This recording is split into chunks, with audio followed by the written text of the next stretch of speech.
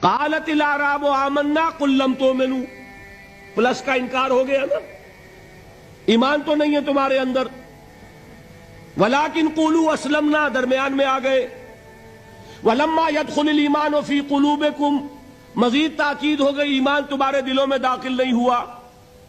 لیکن اب آگے چلیے، وَإِن تُطِيعُوا اللَّهَ وَرَسُولَهُ لَا يَلِدْكُم مِّنْ أَعْمَالِكُمْ شَيْئًا، اگر تم اللہ اور اس کے رسول کی اطاعت کرتے رہو گے اللہ تمہارے عمل میں کوئی کمی نہیں کرے گا۔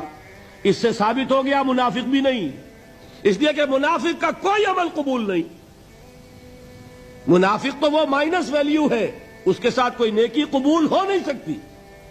کیا عبداللہ ابن ابی کی نمازیں قبول ہوئیں؟ اگرچہ وہ نماز حضور کی امامت میں ادا کی جا رہی ہے، لیکن کیا اس کی نماز قبول ہو سکتی تھی؟ وہ آپ کو یاد ہوگا واقعہ، جب مرا ہے وہ شخص رئیس المنافقین عبداللہ ابن ابی، اس کے بیٹے ہیں عبداللہ ابن ابی، وہ مومن صادق، نوجوان نہایت صالح۔ اب ایک سعادت مند بیٹے کو تو باپ سے محبت ہوگی کہ نہیں ہوگی؟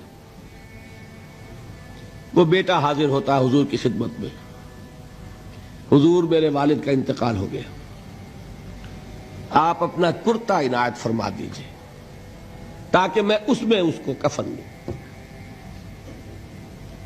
حضور نے سوچا اور کرتا اتار کے دے دیا۔ حضرت عمر کھڑے ہو گئے، وہ تو تھے نا، ان کا جلال اور ضبط نہیں کر سکتے تھے، ان کا وہ انداز تھا جو حضرت موسیٰ کا تھا۔ حضرت خضر کو 3 دفعہ ٹوکا کہ نہیں، یہ کیا کیا تم نے؟ بغیر کسی جرم کے اس بچے کو ختم کر دیا، یہ کیا کیا تم نے؟ کشتی کو تم نے توڑ دیا، مارو گے ان کو جو اس کے اندر سوار ہیں، یہ کیا کیا؟ یہ دیوار سیدھی کر دی، یہ بدبخت انہوں نے ہمیں کھانے کو بھی نہیں دیا اور ان کی دیوار سیدھی کر رہے ہیں۔ تو حضرت موسیٰ علیہ السلام خاموش نہیں رہ سکتے تھے۔ انک لن تستطیع معی صبرا، یہی معاملہ حضرت عمر فاروق کا تھا۔ کھڑے ہو گئے، حضور کیا کر رہے ہیں؟ اس دشمن خدا کو آپ اپنا کرتا دے رہے ہیں، اس نے یہ کیا، اس نے یہ کیا، اس نے یہ کیا۔ حضور مسکرا کر فرماتے ہیں، عمر میرا کرتا اسے اللہ کے عذاب سے نہیں بچا سکے گا۔ کبھی سنا آپ نے؟ لیکن ایک ہے مروت، ایک ہے شرافت۔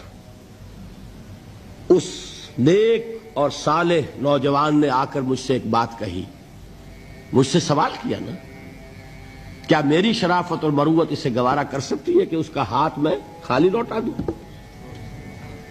لیکن یہ نہیں کہ میرا کرتا اسے عذاب سے بچا لے گا۔ لیس للانسان الا ما سعى وان سعيه سوف يرى، نہیں ہے انسان کے لیے مگر وہی کچھ جس کے لیے اس نے محنت کی، بھاگ دوڑ کی، جو کمائی کی ہے وہی ملے گا، اور جو کمائی ہے وہ ضائع نہیں کی جائے گی، وہ دکھا دی جائے گی، یہ ہے تمہاری کمائی۔ تو انسان کا معاملہ تو عمل سے ہے نا۔ اور میں یہ بھی بتا دوں، لطیف باتیں ہیں یہ کرتا حضور نے دیا کیوں؟ ایک تو آپ کی شرافت اور مروت، اسی شرافت اور مروت کا ایک اور پہلو یہ تھا، حضور اس شخص کا ایک احسان اپنے اوپر سمجھتے تھے۔ غزوہ بدر میں حضرت عباس حضور کے چچا کفار کی طرف سے آئے تھے، ایمان نہیں لائے تھے اس وقت تک، اور وہ اسیران بدر میں تھے۔ بدر کی جنگ کے بعد جو قیدی تھے ان میں عباس بھی ہیں رضی اللہ تعالی عنہ۔ ان کو پاس کرتا نہیں تھا، کرتے کی ضرورت پیش آئی، وہ طویل القامت انسان تھے۔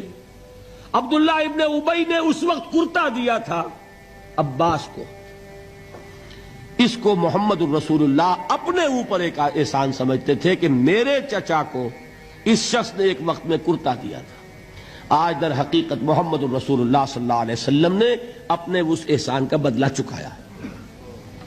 بہرحال بات جو ہو رہی تھی اس کو سمجھیے، منافق اندر جو کچھ ہے وہ ہے اور اللہ جانتا ہے، اللہ کا رسول جانتا تھا لیکن اس نے اس کو چھپایا اور تاکید کر دی، جس کو بتایا بھی ایک صاحب حضرت حذیفہ ابن یمان، کچھ منافقوں کے نام بتا دیے تھے آپ نے یہ میں واقعہ آپ کو پورا سناؤں گا جبکہ نفاق پر گفتگو ہوگی، لیکن ساتھ ہی کہہ دیا تھا دیکھنا کسی کو بتانا نہیں، یہ میرا راز ہے تمہارے پاس۔